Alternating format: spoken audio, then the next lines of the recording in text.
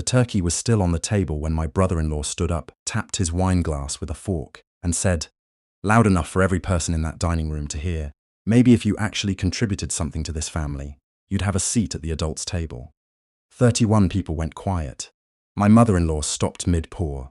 The kids in the next room kept laughing, completely unaware. And my wife, sitting right beside me, looked down at her plate like she suddenly found the mashed potatoes fascinating. I was 41 years old. I had built a landscaping company from a single-used truck and 8 years of early mornings. I had never once asked her family for anything, and I sat there in their house in Oakville, Ontario, holding a fork, while the man who had borrowed money from us twice without paying it back called me useless in front of my children. I didn't say a word, not because I had nothing to say. Because silence, I had learned a long time ago, is the only language that genuinely unsettles people who expect you to react. But what no one at that table knew, including my wife, was that 3 weeks earlier I had found the group chat. I met my wife at a friend's cottage outside Kingston, the summer we were both 26. She was reading on the dock with her shoes off and her hair still wet from swimming. She had a laugh that started slow and then got louder than she intended. I fell for that laugh completely. We were married 2 years later in a small ceremony in Prince Edward County, and for a long time, it was exactly the life I had wanted. The trouble with her family was gradual.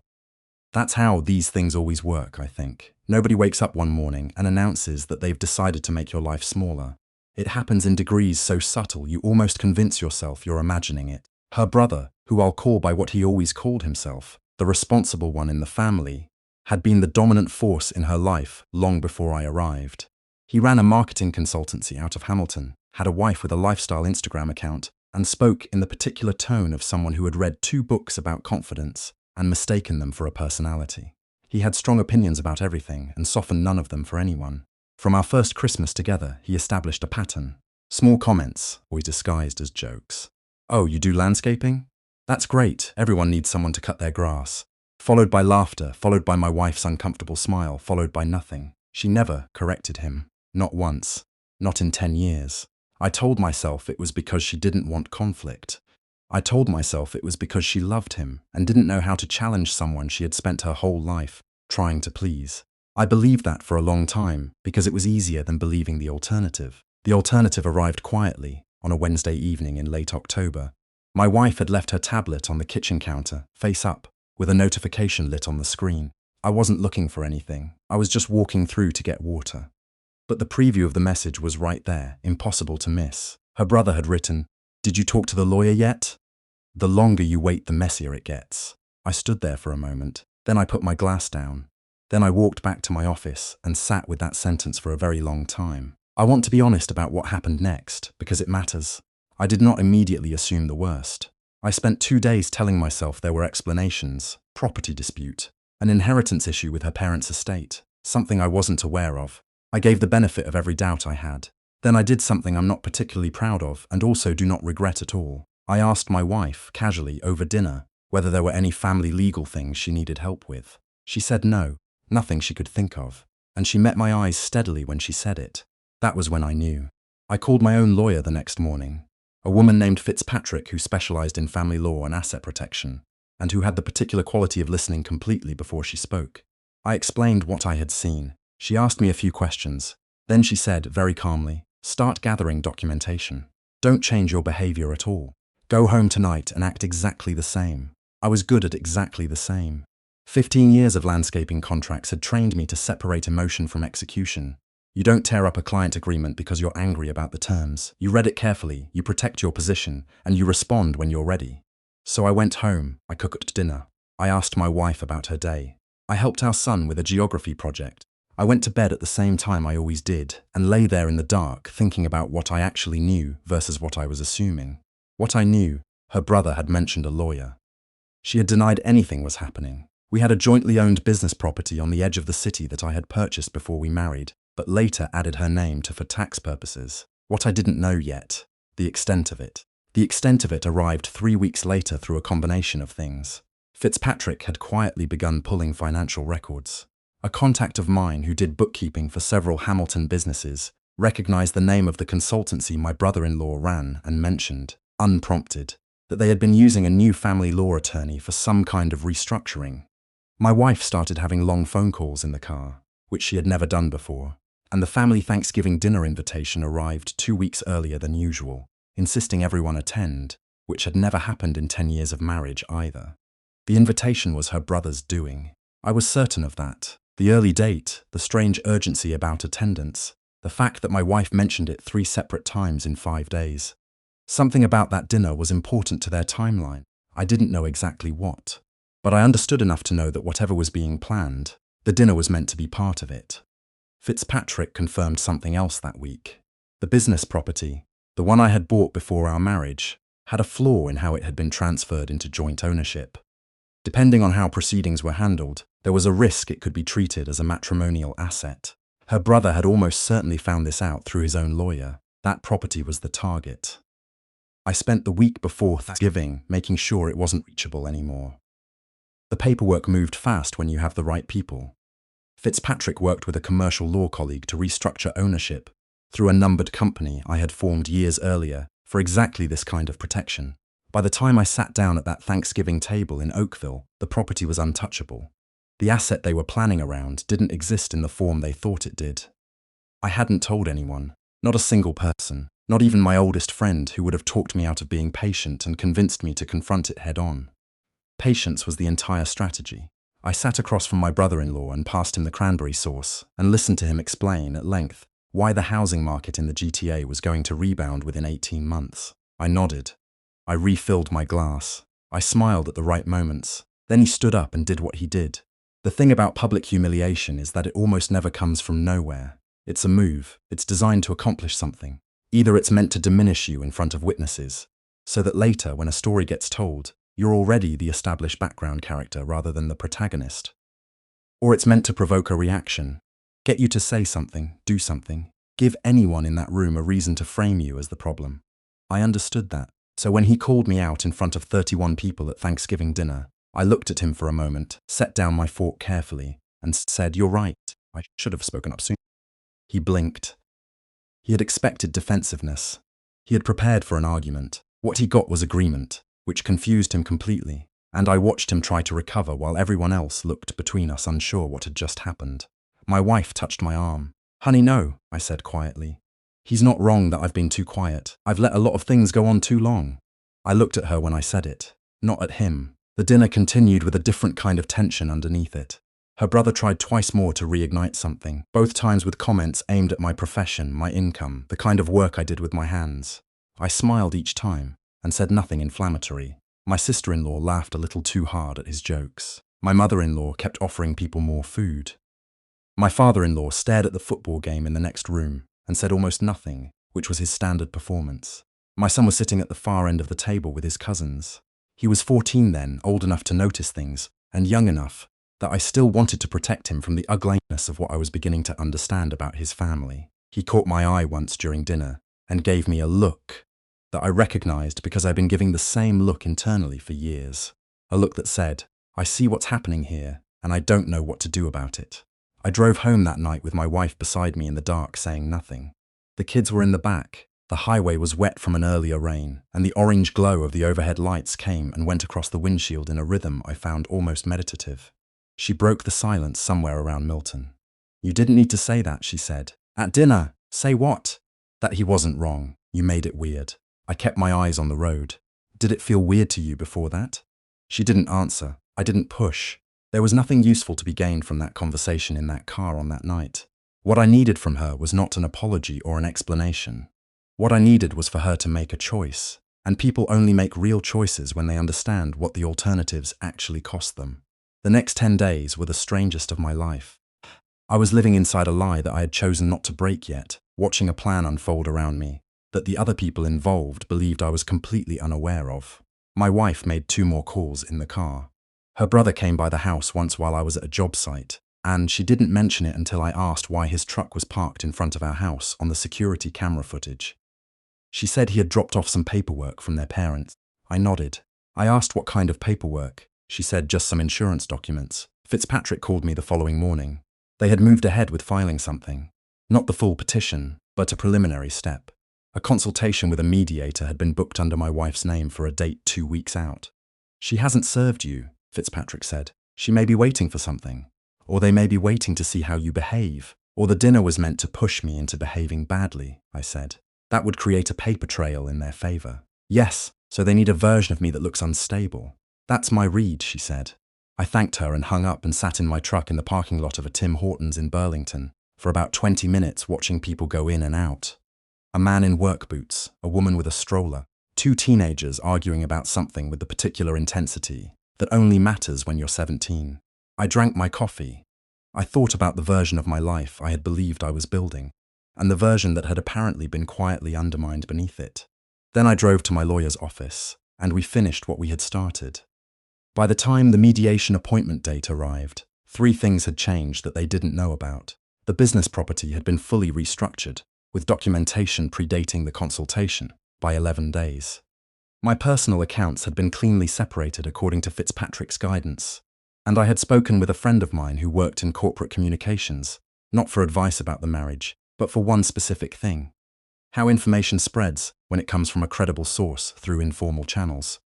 I want to be clear about what I'm saying. I did not leak anything. I did not call anyone. What I did was make sure that when the truth became visible, it had a clear path to travel. The mediation consultation happened on a Tuesday. My wife came home that evening and told me she had been running errands in Mississauga. I asked how traffic was. She said not bad. I made pasta. We watched television. I went to bed. 2 days later, her brother called me directly for the first time in probably 3 years. He asked if we could have coffee. I said sure. We met at a place in downtown Hamilton that he chose, which told me something. He wanted his own territory. He was careful at first, talked about family, asked about work, mentioned with elaborate casualness that he had heard property values in our area were fluctuating.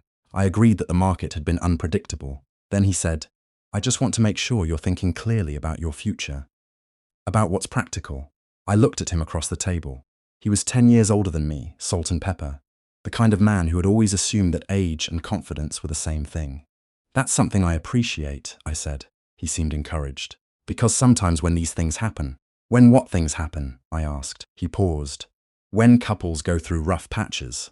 I nodded slowly. My wife and I are going through a rough patch. He shifted in his chair. She's been stressed. I think you both have been. She mentioned that to you. Another pause, longer this time. I just think, he said more carefully, that you should think about what a clean resolution looks like. For everyone. I picked up my coffee. You know what I keep thinking about? I said. That property out on Britannia Road. The one I bought in 2009. Before we got married, I think about it because it was the first real asset I ever built, and I remember being really proud of it. I took a sip. Funny how attached you get to things you built yourself. The color shifted slightly in his face. Not dramatically, just a degree or two. I'm sure it'll work out, he said. I'm sure it will, I agreed. We shook hands outside. He drove away first. I sat in my car and called Fitzpatrick and told her it was time. What happened in the weeks that followed was not dramatic in the way people imagine these things to be. There was no single confrontation, no public revelation, no moment where someone stood in the middle of a room and everything became clear at once. Real life doesn't usually work that way, and if I'm honest, I was grateful for that. I had spent enough time imagining scenes that would never come to understand that the thing you actually want is not the scene. It's the outcome. My wife was served the counterfiling on a Thursday afternoon. Fitzpatrick had prepared documentation that established clearly, with timestamps and legal records, that the Britannia Road property had been lawfully restructured prior to any formal proceedings being initiated, and that the structure predated even the earliest recorded consultations between my wife and her legal counsel. There was nothing to contest the strategy they had built around. That property simply had no foundation left to stand on. I learned later, through her brother's own wife, who called me about 6 weeks after everything became public, in the polite, quietly mortified tone of a person who had understood what was happening and chosen not to stop it, that the property had been the entire plan. That without it, the financial logic of the whole proceeding changed completely. That her brother had been certain I didn't know enough to protect it. He had confused my quietness for ignorance. That was the mistake. The divorce itself was handled through a process that was, by legal standards, relatively straightforward. There were still difficult months. There were conversations with our son that I will carry forever, because explaining to a 14-year-old why 2 people who both love him have stopped being able to live together is one of the things in life for which no preparation actually helps. He asked questions I couldn't fully answer. He was angry in ways I didn't try to redirect. I just let him feel it and stayed present. That's the only thing I knew how to do. My wife's brother did not come out of it well. The documentation that emerged through legal proceedings made it clear that he had been the primary architect of a strategy designed to strip a matrimonial asset, using information his lawyer had found through a technical error in the original title transfer. That kind of thing doesn't stay private in a community where everyone has the same accountants and the same real estate attorneys. His consultancy lost 2 significant clients in the 6 months that followed. His wife's lifestyle account went quiet. I heard through someone who knew someone that they had relocated to Calgary, which in southern Ontario is what people do when they need to start over, where no one knows the backstory. My father-in-law called me once, about 4 months after everything finalized. He was a quiet man, the kind who expressed affection by doing things rather than saying things, and he had never once intervened in any of what had happened. I had complicated feelings about that, still do. But on the phone that night he said simply, "I should have said something at Thanksgiving." I knew what he was doing when he stood up. I should have said something. I told him I understood. I think I meant it. I moved into a place near the lake in Burlington that winter, a 2-bedroom with good light and a small balcony where I could hear the water when it was quiet enough. No formal dining room, no room designed to hold 30 people. Just space that was mine, arranged the way I wanted it, without anyone's opinion about whether it was impressive enough. The business continued. Better than before, actually. There's something clarifying about a crisis that forces you to examine every structure you've built, and I found things to improve that I had been too comfortable to address. I hired 2 new crew leads in the spring. We took on a commercial contract in Brampton that doubled our residential revenue. I worked hard in the way that had always made sense to me, methodically, without drama, with attention to the things that actually matter. My son spent every other week with me. In the beginning, he was cautious in that particular teenage way, where you perform normal because real feels too exposed. But slowly, over months, we found our way into something more honest. He started asking me things he had never asked before, about the business, about how I had started it, about what it felt like when things went wrong and you had to keep going anyway. I gave him real answers. I didn't perform strength or minimize difficulty. I just told him the truth in the way I would have told a friend. That changed us in a way I hadn't expected. Pain does something to the performance people put on for each other. When there's nothing left to protect, you can actually see the person in front of you. I passed my brother-in-law's consultancy website once, searching for something unrelated. His headshot was still there, the confident pose, the authoritative font. I felt almost nothing, not satisfaction, not anger, not the satisfaction I had imagined revenge might feel like.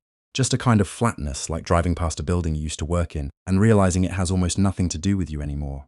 My wife and I have spoken a handful of times since the finalization, always about our son, always civil. She looks at me now with an expression I don't have an exact word for. Not regret exactly, more like the particular discomfort of someone who has understood something too late to change it. There are things I wish had gone differently. That's not a performance of grace, it's just true. I spent 11 years believing I was building something with someone, and some part of me still grieves the version of that life that turned out not to exist. You can know that a thing is over and still mourn the idea of it. Those aren't contradictions, they're just both true at the same time. What I don't regret is how I responded. Not the anger I didn't show. Not the patience I held onto when everything in me wanted to confront and expose and force some dramatic reckoning in a room full of witnesses. The man who stands up at Thanksgiving dinner and performs his contempt in front of 30 people believes that spectacle is power. He was wrong about that. Power is the thing you've already done before he opens his mouth. It's the paperwork already filed. It's the asset already protected. It's the lawyer already briefed. It's the silence that looked like surrender while it was actually a strategy. Last fall, I was finishing a job near the lakeshore in Oakville, about 4 blocks from that house as it happens. A garden renovation, raised beds, a stone pathway that took 3 days to set properly. When we finished, the client walked through it and said, quietly, almost to herself, "It looks exactly like I imagined it." I drove home on the QEW as the sun came down over Lake Ontario, and the water went that particular colour it gets in October, dark blue going silver at the edges. I had the window down a little. The air smelled like lake and exhaust and the particular end-of-season cold that means something in Canada in a way it doesn't quite mean anywhere else. I thought about that comment. It looks exactly like I imagined it.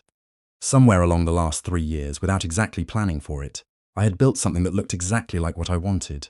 Quieter than before, smaller in some ways, but entirely mine, and for the first time in longer than I could clearly remember. I wasn't waiting for someone else to decide whether it was good enough.